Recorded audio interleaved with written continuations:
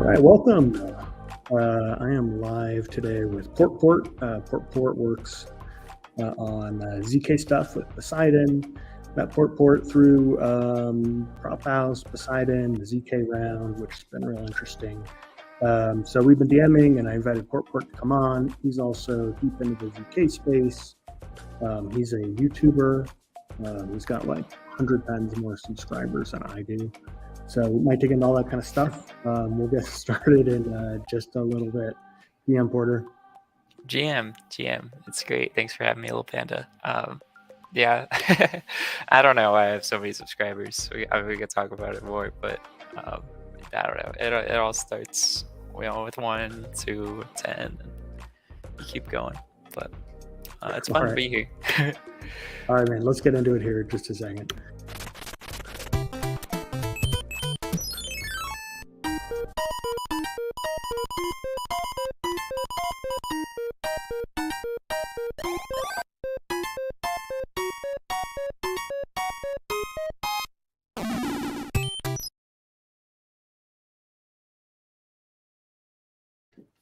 All right, Porter, GM, how are you?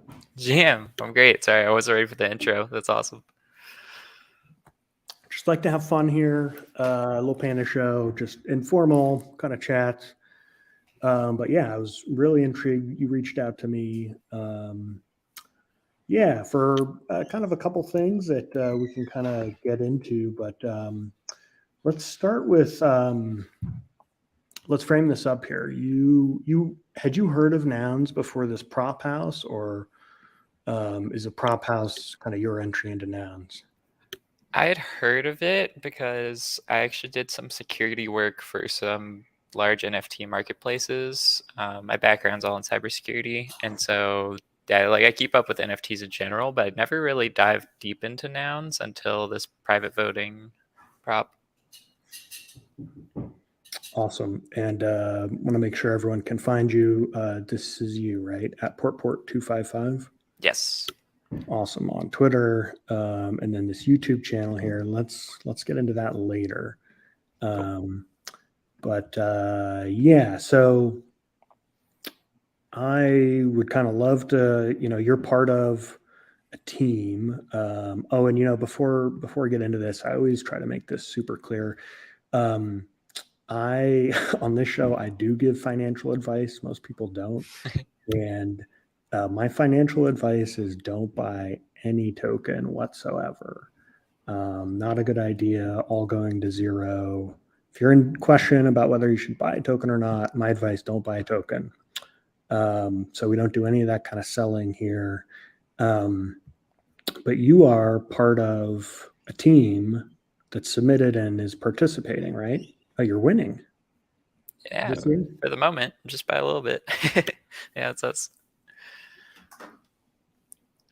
I'm not here to, shill why we're the best or anything, but I can talk about it some if you want. Basically, private voting, I think, is just important in general, and that's the main thing. So I'm excited that a bunch of different teams have, made submissions. If every single vote's in public, I don't know, the way I think about it is if we really are, whatever you think the future for all this blockchain stuff is, if you think, DAOs are going to be important in the future, on-chain governance and voting is going to be important in the future, you have to have votes that are private, that just pretty much everything that's important in the world that's voted on is private. So just the fact that now it's putting some money out there to get this research going is awesome. Yes, I am going to tweet out the room here. If you wouldn't mind retweeting that, let's see if we get some viewers. First thing I noticed about this is Digital Oil.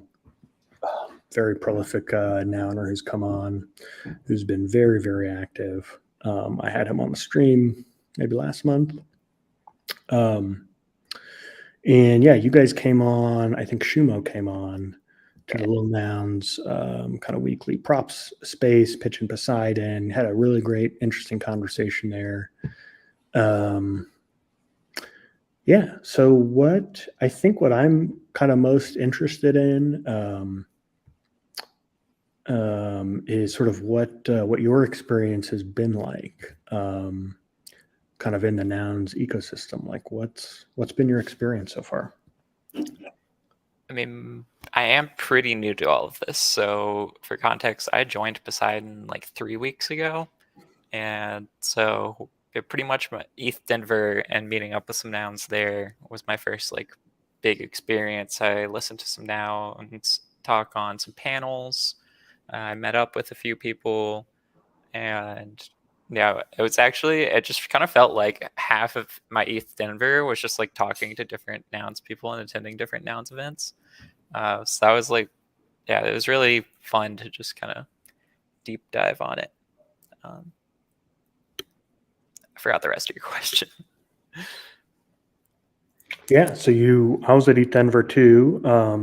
I shared that experience. I met up with a bunch of Nouner folk, went to some parties, probably went to the same panel you were at if you went to the Verbs a lot, and David. Yes. Yeah, that was super fun. That was kind of my first time IRL.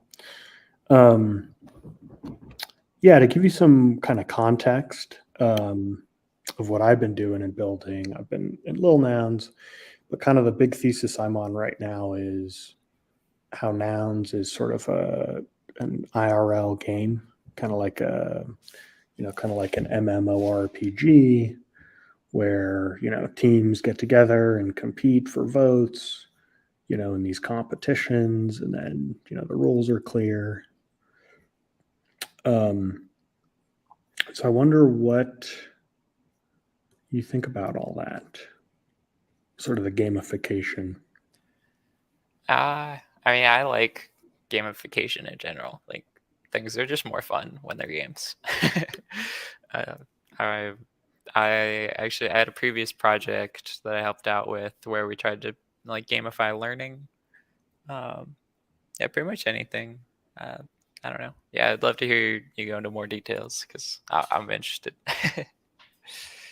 Yeah, I mean, we've got voting ends in 8 days, um, and there were 20 proposals that were very high quality, and you guys are in first place so far.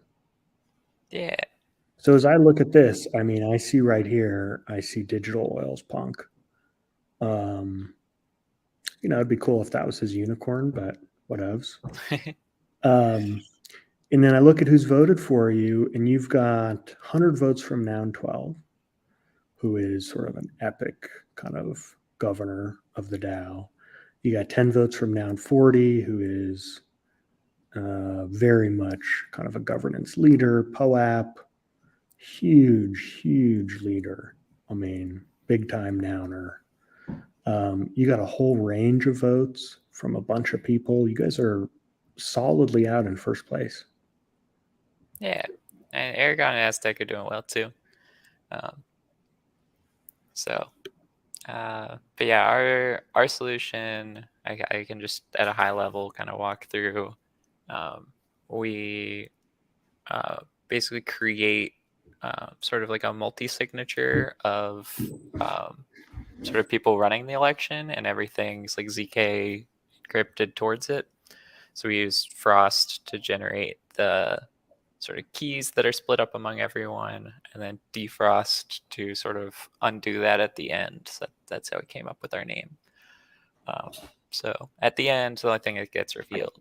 Anyway, details aside, the nice parts of our solution are that it's very easy to use with multisigs. That was like a huge design focus for us, is that a lot of previous private voting proposals have like you have to either set up like a new identity for it, but like how if you have a multi-sig and you set up a new identity, now it's like who controls the new identity? Like you have to kind of like set up a second multi-sig or something, or like it's just a pain for like multi-signature accounts to um, use a lot of the previous ones. So trying to make it just a seamless experience, one click, you click, your vote's completely private, and people can't even figure out your voting weight. So like larger nouns, like it's kind of obvious if someone votes like with 100 votes, like that's probably one of the whales, and we keep that information private too. So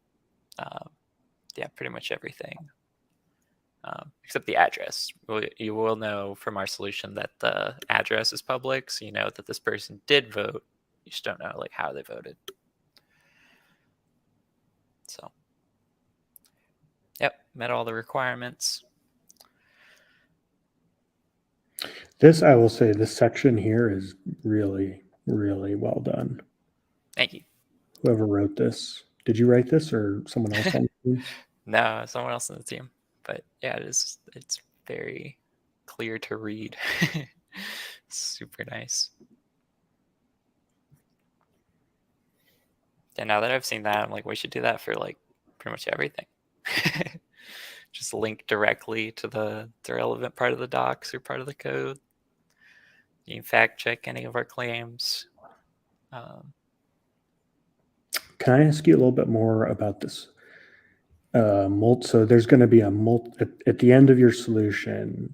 Yes. There will be a multi-sig that can decrypt all the voting histories, but it can only be decrypted by that multi-sig. Yeah, that's where it says vote tally by committee members, that section. If you scroll down a bit. So the committee members are the people running the election, and yeah, it requires T out of and committee members to participate. So as soon as you like reach some threshold, then they can reveal on chain. Because basically the problem is that, like, you can't have any secrets like actually on chain, and so even if you like encrypt all the votes, like someone somewhere has to decrypt them. And so kind of the best solution we can come up with is just to have a working committee, and hopefully like majority or T out of N of the committee is trustworthy.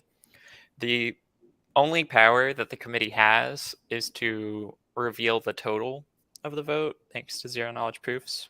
So the worst thing that the committee could do is if they collude and T out of N of them decide to reveal the vote early, they could see the sort of results as they're coming in. Oof. So Oof, that is a huge, yeah.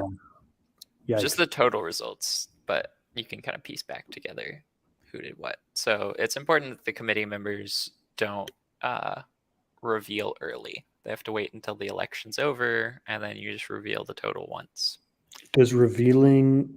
Can they reveal without showing proof that they're revealing, or could it be set up so when they reveal, it's broadcast on chain, so at least we know it's compromised? So I mean, it's just the result of the election. So like everyone should know at the end what the result of the election is. And so I'm not quite sure implementation detail on how the final result ends up getting broadcasted once the threshold of the committee members is reached. Okay, so here's my concern then. Yeah. Is voting is going to be an on-chain transaction with this CK something, right? Correct. So every time someone votes, we'll know that someone voted. And so if the multi-sig could just reveal who voted one by one, then they could know exactly who's voting what and when. Yes, if they reveal, or like as soon as they've revealed, they can start knowing the difference. The sort of like encrypted sum is what gets revealed. So, but then like if they can watch votes come in one at a time, then it's messed up. But thankfully, all of this is on chain. So theoretically, like everyone else could see that the threshold's been reached and that the committee's kind of either trying to like tamper or like read votes, or like basically everyone on chain could see that the election has either gone wrong, or either the election's over, in which case it's good we've reached the threshold, But if they reach the threshold early, you'd be able to see that, and people could just like stop voting, and then you wouldn't leak any information. So I suppose it'd be good to like build that in so that like once the threshold is reached, you could just stop accepting votes, and then that should prevent any privacy leakage. Yeah, but that raises interesting issues in and of itself. I mean, it's like if there's going to be a proposal that the multi-signers find unfavorable, could they like, squash it by revealing early? I don't know. It's fascinating to me because it just, I mean, I totally see the novelty and the usefulness of ZK in certain voting situations. And I think it's worth definitely exploring at like the prop house level or in sub DAOs. Yeah.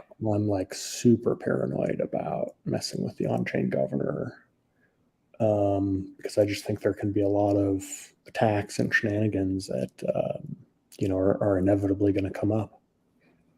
Yes. Yeah, it's hard to like if you could store a secret on chain, then all of this becomes so much simpler. But until that happens, like there's not a way to reveal without doing something that's off chain. So that's why all the solutions have to have some off chain component. It could be like a relayer who helps make the transaction anonymous or something else, like an oracle. We have the committee members, so yeah, I wouldn't say it's perfect. I share some of the similar concerns of like, in general, I don't trust on-chain governments too much at all, especially given my like security background. Is pretty much the like main thing people vote for is to like take all the money and run. So yeah. I think that's if you were in ZK and you didn't have that view, then yeah, I think most people who are in ZK kind of share that. I'd say, is that fair? Yeah. I'd say that there are kind of like two main camps of ZK. There's like the scalability people, you're doing all the roll-ups and stuff, and then like the Tornado Cash, privacy is everything. We need this complete privacy on chain. Hold on, give me those two camps again. The two camps of ZK, the scalability people, who I call like a lot of the roll-ups. When you hear like ZK roll-ups, projects like Scroll, Polygon, etc. And then the other camp is the like privacy, like ZK people, and the projects there are Poseidon, Aztec, Tornado Cash, stuff like that. Yeah, shout out Privacy Pools V2. Apparently Amin was at ETH Denver and I didn't get a chance to meet up with him. He's one of the authors of Privacy Pools. Yeah, Amin, friend of the show. He's been on a couple times. Love Amin. Totally love Amin. Yeah, he demoed it live. Yeah, let's talk offline about that. Maybe I can catch you guys up. Amin is super interesting. He's really involved right now in the rage quit kind of debate nouns, which is a big thing. Obviously, Amin, like the single most OG ETH guy. Yeah, this has incredible stories. Obviously, like developed Tornado Cash or funded it, kind of was intimately involved. Has definitely has some scars from IRL stuff. Yeah, it'd be cool to talk to Amin sometime. Big fan. I myself, actually, Zcash was kind of one of my first real deeper exposures to crypto. So I have a fondness for the Zuko wing. But interesting, you didn't kind of put him or Zcash anywhere here. Would this be like a third camp, or how would you? Yeah, I mean, it's not like completely divided between the two. Some people try and do both. Zcash are definitely legends in this space. They are pretty much the first people to make zero knowledge proofs practical. I hope it's fair to the ZK community to say that. But there'd been a lot of academic papers on it, but no one had really built this stuff until Zcash. I think it was Zero Cash was their like original name. But so pretty much just huge respect to Zuko and all of the team over at Zcash and Electric Coin Capital for like they made everyone else realize, hey, this stuff can be done. Like it is possible to do sort of zero knowledge proofs like in a practical level all the time everywhere. And once everyone else kind of saw that and realized it was possible, like now zero knowledge is just like the huge hot topic of this year and last year. But they were, yeah, what, 5-10 years ahead of everyone else. Also, really incredible communicators, in my opinion. Yes, that too. Yeah. And this stuff's really going to come down to the memes, in my opinion. Okay, but let's get back to, let's see, what do we want to talk about? Anything else you want to say about kind of the prop house or your experience? Or I noticed you shouted out another team, the Aragon team, Poseidon Aragon. Were you guys sort of friendly before this, or did you get to know each other during the prop house round? Or yeah, I mean, I like just looking through the other solutions, seeing what else people have come up with. Like, I see this is like my personal opinion, but I see this as like a very sort of collaborative space. Like, zero knowledge proofs are still kind of clunky in a lot of ways. It's still pretty early days, and so yeah, Aragon and Aztec combined. I have a lot of respect for both of those teams. I mean, Aztecs also, they've been around a while, and you might have seen the news recently. Aztecs closing down their current roll-up to focus more on making stuff like this, probably.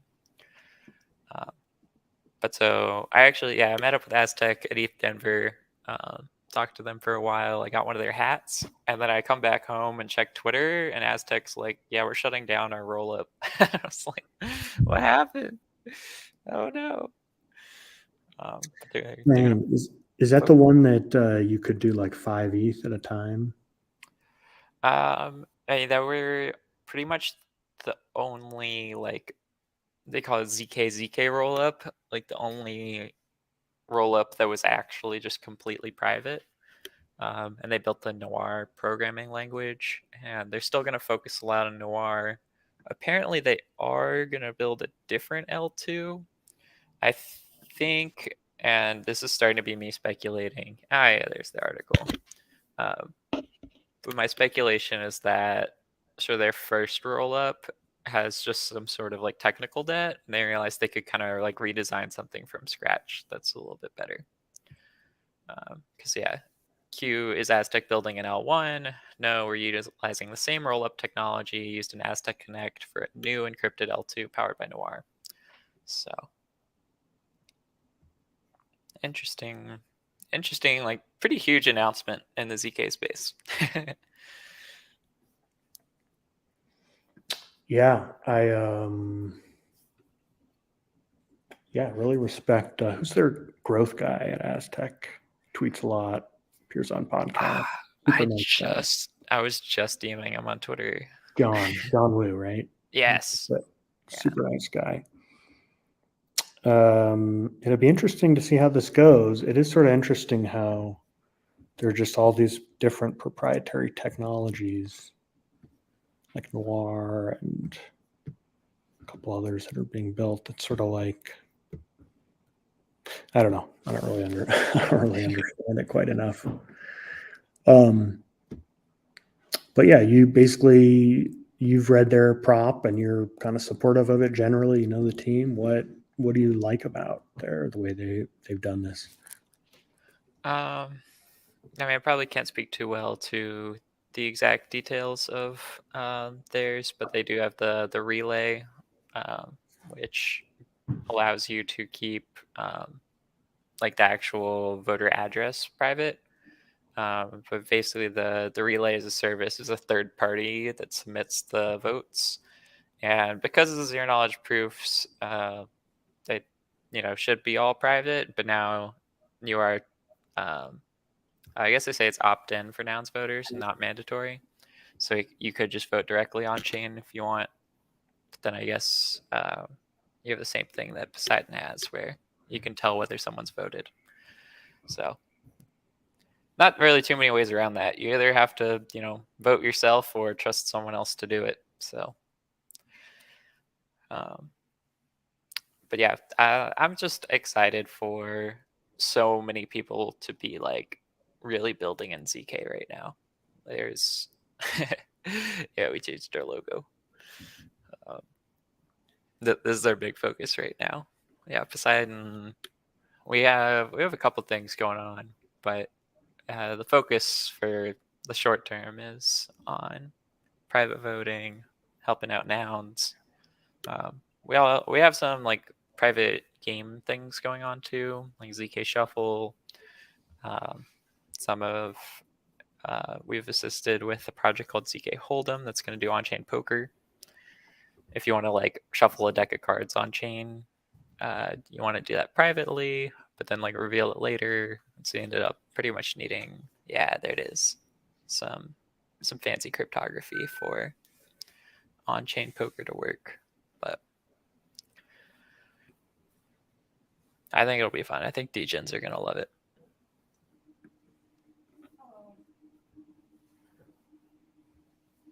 Yeah, no, this one hits close to home. You a big poker player? I was. I played my way through college, and I was playing during sort of early 2000s era, kind of just like a amazing time to be like reasonably competent. But the game's gotten much, much, much more competitive. But this sort of solves the ultimate bet issue, which was like this major, incredible scandal. That just reminded me of it. You remember that, or are you familiar with that?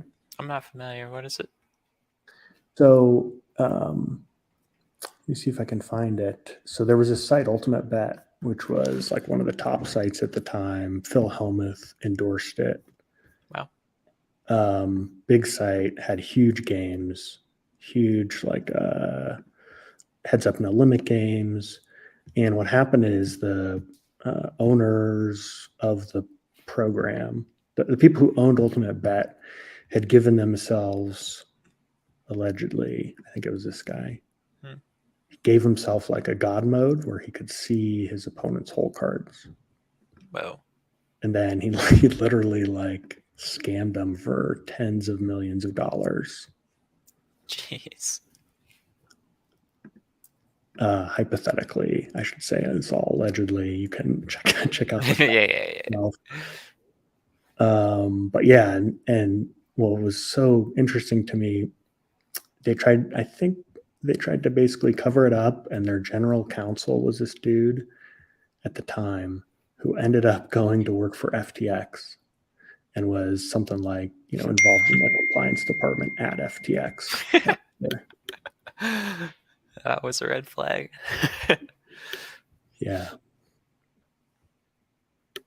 Yeah, and there was like a tape. So look, a 3-hour audio tape.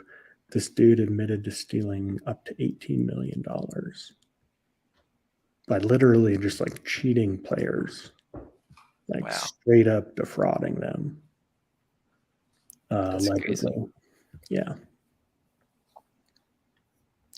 So all that's to say that this Hold'em thing you're talking about sort of solves that problem for the Yeah, next generation of Hold'em players.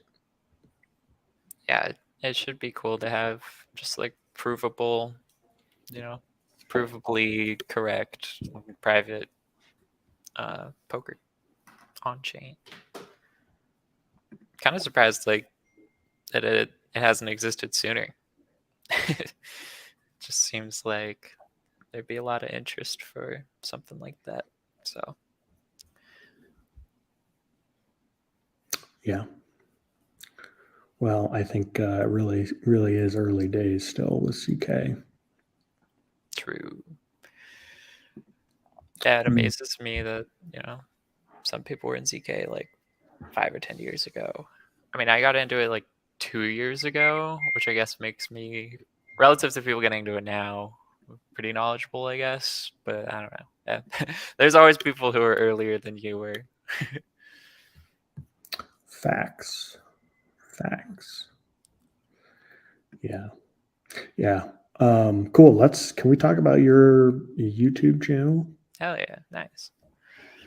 746 subscribers. Yeah, it's pretty awesome.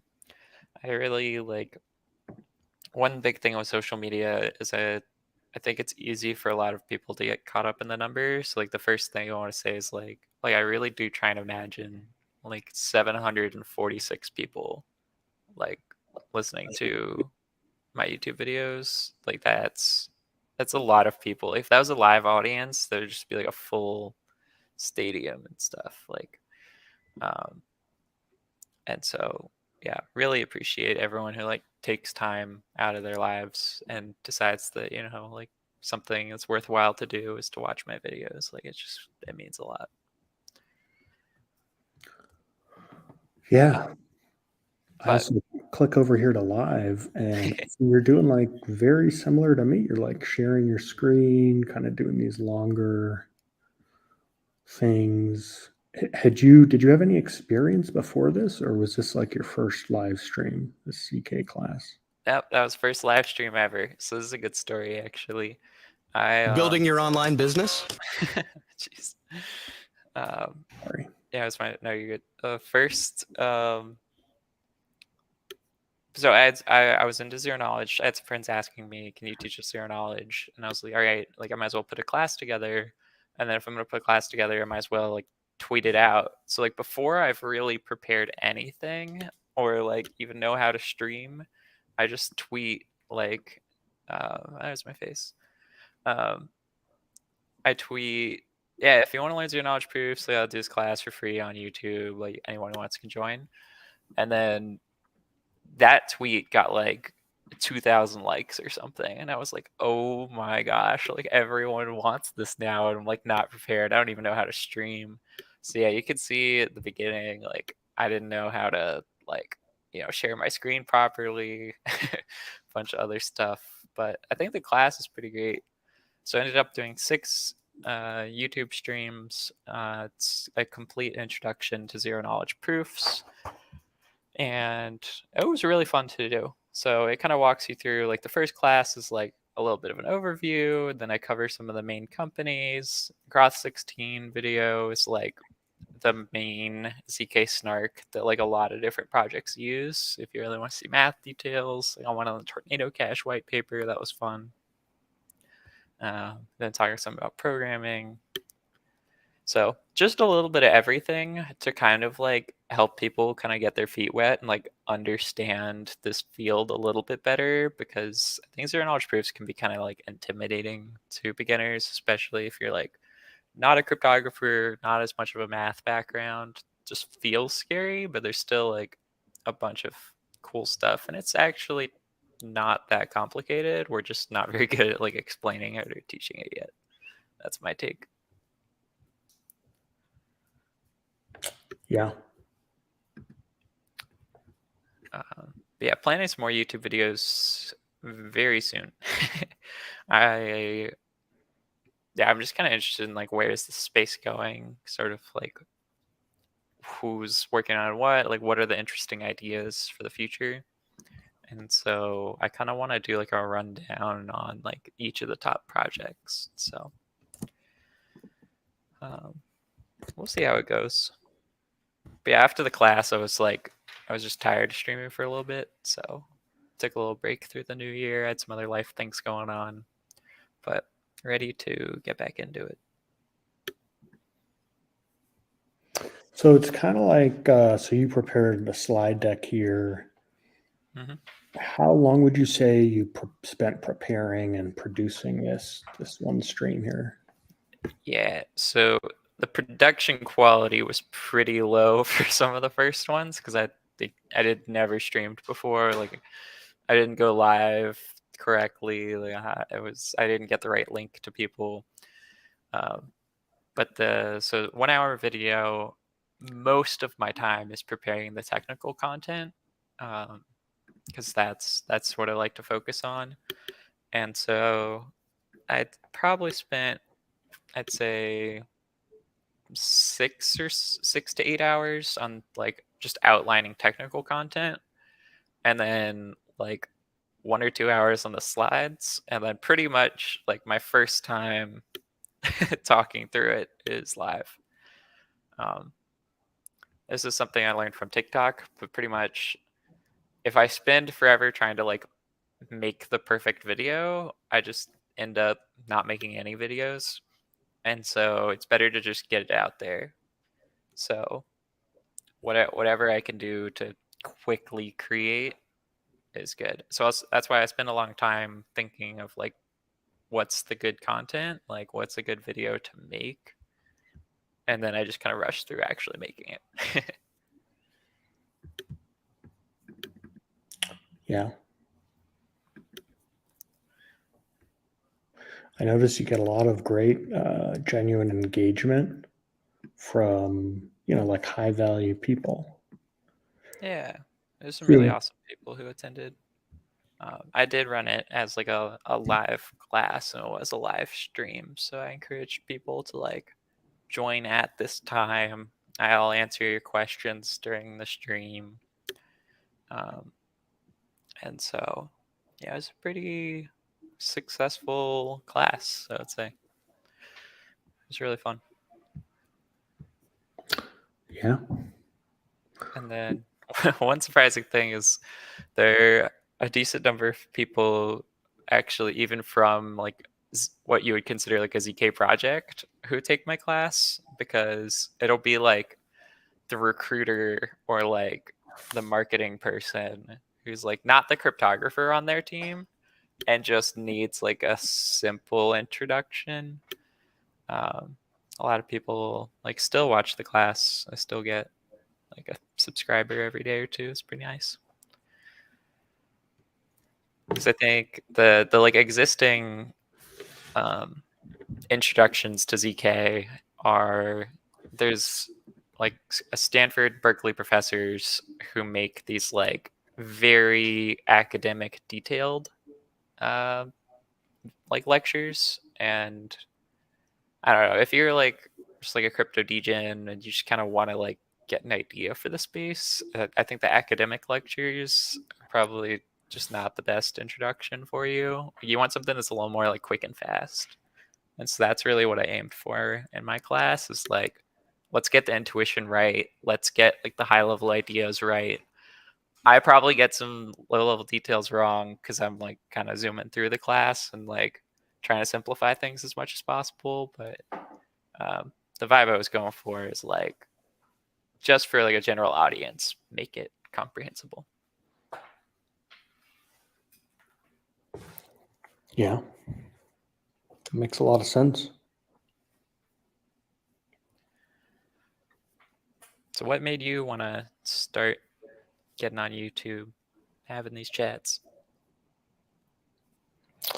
I won a prop house last year. Oh, nice. Yeah, for let's see if I can find it. I believe it was around 8. Bam.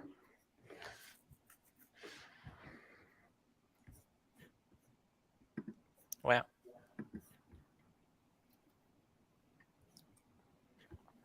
Yeah, so we built a block party, kind of just like by accident in the Discord, which Amazing. lets it basically before this, every little noun was kind of random. You couldn't really predict what it would be, but this at least kind of gives you a shot where if you want to grab this mustard, you can smash it and get it. And then just kind of spent a lot of time watching this noun change every, like 12 seconds. And it was just kind of interesting. And so just wanted to stream that. That's awesome. And then how did you get from there to now? Or how's it been? Yeah, I mean, I've been very involved. I mean, I've built a bunch of projects, gotten funded, I've spoken about it, and I'm currently building. Really, sort of, kind of what you're doing, like just kind of content. I'm kind of trying to make long form content, and chop it up into smaller bits. Some of the best parts. Just kind of having fun, meeting people, explaining nouns. I kind of call it also like I think of myself as sort of a gamer, where instead of playing like what we think of as a traditional game, like I play at Prop House. So I put in a bunch of props, short little content things. Let's see how I'm doing here on my onion art contest. Still 0 votes, man. I'm getting crushed. Crushed, man. I thought this was going to be good. Look at this. Oh.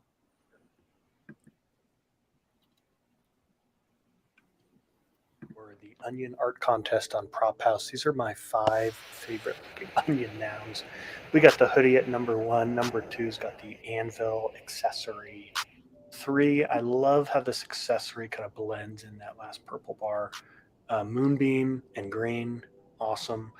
Ooh, carrot matching yellow noggle, warm background. That's got to be my favorite.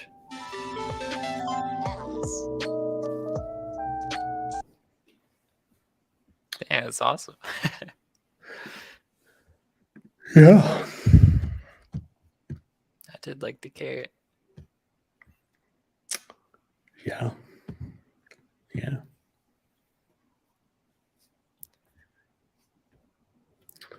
So what would you tell me, what's been your impression as a subscriber so far? I think you're one of my 7. Yeah. I mean, it recommended me the David Horvath talk that came up. I'm one of the 5 views. I think,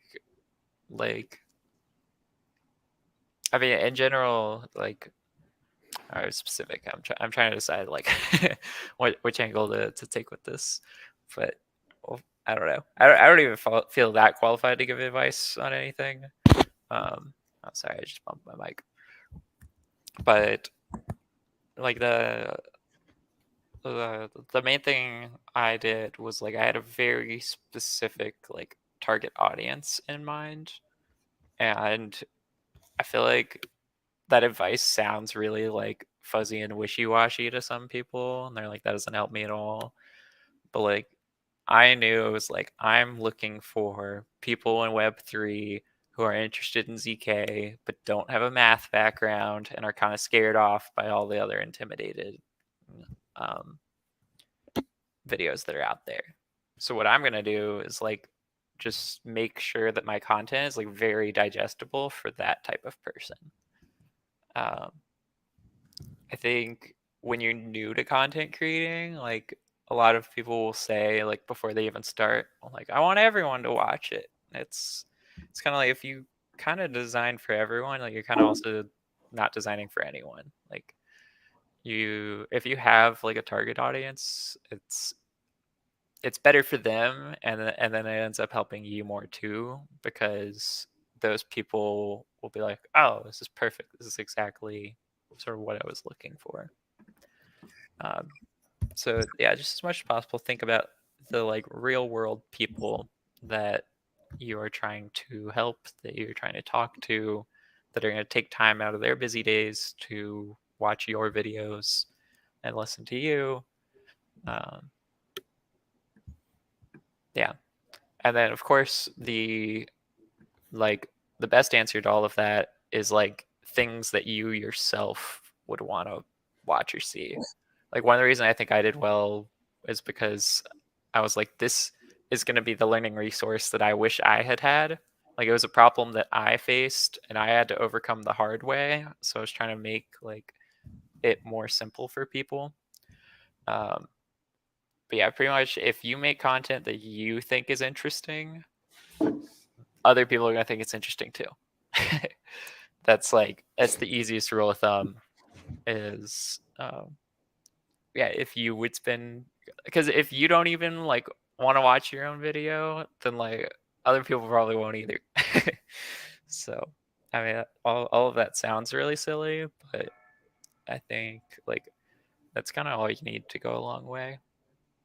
And then just be like very kind, especially to your first couple dedicated followers, because like the people actually comment on your videos, like comment, subscribe.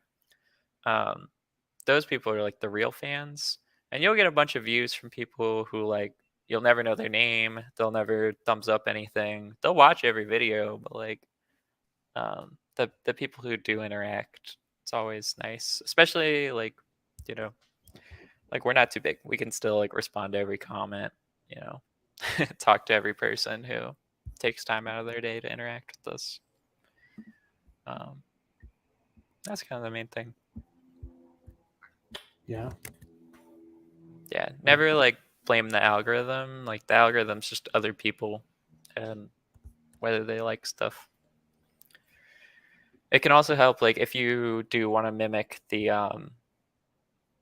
as a Kobe's Up Only podcast or like that sort of style, sort of keeping some of the format and like the thumbnails or the stream titles or like don't copy other people's content, but like definitely learn from people who are doing it well. Yeah, for sure. Yeah, I definitely appreciate all those comments. Let me see here. I think I most struggle with this in that I see that you kind of defined your audience broadly as kind of like people in crypto who are like ZK curious, but really turned off by math or like the hard complex math. Digestible for that type of person. It's really good. Mine is sort of, I just kind of make stuff I would want to consume. And I think most of my stuff is really kind of into the weeds and sort of niche. And I'm sure there is sort of a more general audience approach I could take to this. I mean, I could really just kind of copy this and I could say, right, people into Web3 interested in nouns, but are intimidated. Yeah, easy it is. Yeah. That's really great. So now that's me, probably still now. Still trying to figure out like all the different things that are going on. And even just the props, like you just scrolled through and found the old one where you got the Twitch thing. Like I don't know, there's so many just like different links and websites and Discords and Twitter and people to follow, and like if you have someone just kind of like break down for you, like here's what's interesting, like I can be super valuable. Like don't like give up on the niche just because you think like some general audience is like gonna be better. Like like ZK is still pretty niche. There's still like a bunch of people interested. And you can keep it if you want to, like, I mean, all of your content seems like it's going to be about nouns, but you can have like stuff like private voting is interesting to a lot of people who might not have known about nouns until this video.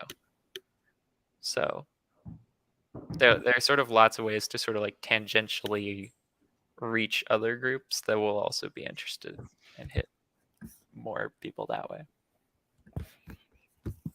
I think that's a fourth card here. I think that's like growth hack. Topics, guests, growth hack. Yeah. Also, just for context, because I don't think I've said this on the stream, in 2020, well, I'll start in December 2020, Christmas dinner with my cousins. I had a cousin who, his name's Will, he basically said like, oh, you know, being an influencer is super difficult, takes a ton of work. And I basically was like, no, it can't be that hard. Like, watch, like, I'll prove it to you. Like, I'll go do it. And so I started January 2021 with no followers, like no previous experience, no background. And I posted on TikTok every day for 8 months and ended up with 200,000 subscribers. And so I won the bet with my cousin. And then after that, I kind of like, I'd proved my point. I'd had my fun. At the time, I didn't really want to be full-time, like just content creator. So I kind of dropped off, but might bring it back. But so my advice, like, you know, hopefully there's some actual value to it. Like, I'm not just a completely random person giving my opinion. I've somewhat done this. So what? I tried to pull up TikTok. Are you still active there, or? So I haven't posted like after that 8-month stream. I actually have my like first TikTok in a while planned for like tomorrow. And is it about ZK stuff, or? I mean, if you don't want to say, that's fine. Yeah, it's gonna be about Mina protocol and yeah, zero knowledge proofs and ZK stuff. So I just kind of want to get back into it. I think I go through waves of like, I need, because all of my content's pretty much like teaching, and so I go through waves of like, I need to study more so that I have something to teach, and then I study a ton, and then I'm like, okay, like I need to go back and like teach some of this now. So I need to work on like being more consistent with it, but it's fun. It's a good time. It's a lot like the professor, kind of typical professor career path of kind of teaching, writing, researching, kind of use those two cycles in tandem. Yeah, definitely.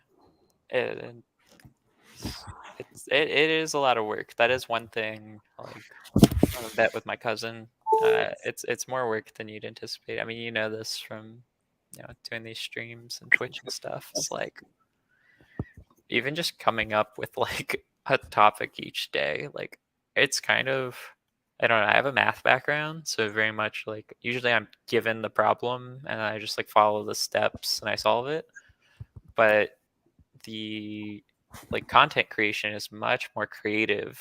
Like every day you have to think of something new and interesting to say or talk about or do. Like it's pretty difficult to come up with like interesting stuff, or at least for me it is. Like you got to be pretty creative with it. So I have a lot of respect for anyone who's making content. It's a lot of work. Yeah. What?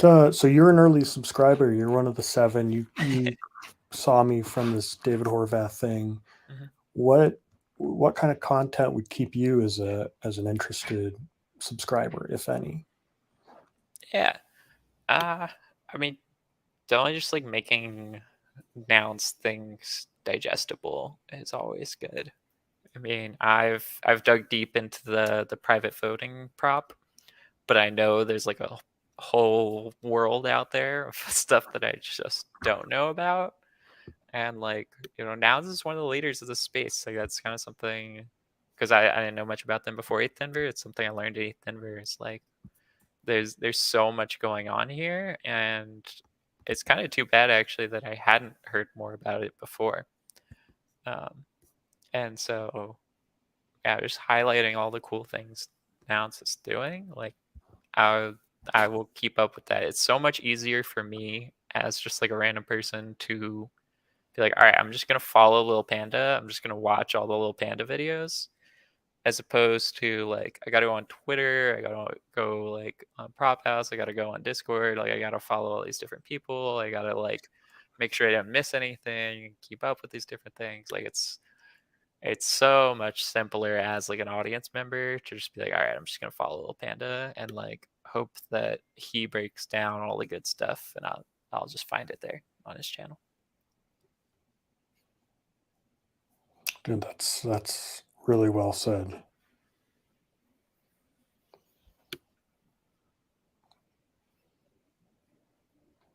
There's like So taking let me away the chaos. I let, guess. let me pitch you on the trailer here for a new season that I'm thinking of doing. Yeah. Okay. So it's going to be me and my co-host Index Card, who I met through Lil Nouns. But he's a nouner. And so the two of us are going to produce a season of live streams of us it's basically how a Little Nouns team goes on chain at Nouns DAO. And so we're thinking like if it's a 9-episode arc, episode 9 is going to be like the last hours of the vote on chain at Nouns. And then, like the first episode will be like, we describe, what we're doing and why, and, got feedback, and we just kind of stream the whole season as a kind of a package show. Yeah, that'd be pretty awesome. I think that'd be really cool. I like having a co-host. That'll make it easier too. Just someone like regular to talk to, and I don't know. I find it hard to just like ramble by myself for an hour sometimes. It's nicer if there's someone to talk with.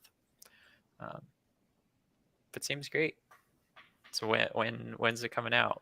What happens next? Yeah, so basically I made this last night. I was talking to Index Card. We're gonna pitch a couple of Lil Nouners and get a proposal drafted, and get ourselves paid and just start. We're kind of in the middle of producing this show called Keep Nouns Weird, which we've got our second episode tomorrow, where we kind of try and do a lot of what you're saying. Like we try and talk about like, I don't know, these are the 8 weirdest people we know in Nouns. We gave like a little bit about both of them. We talked about the Nounders. Those are super important people.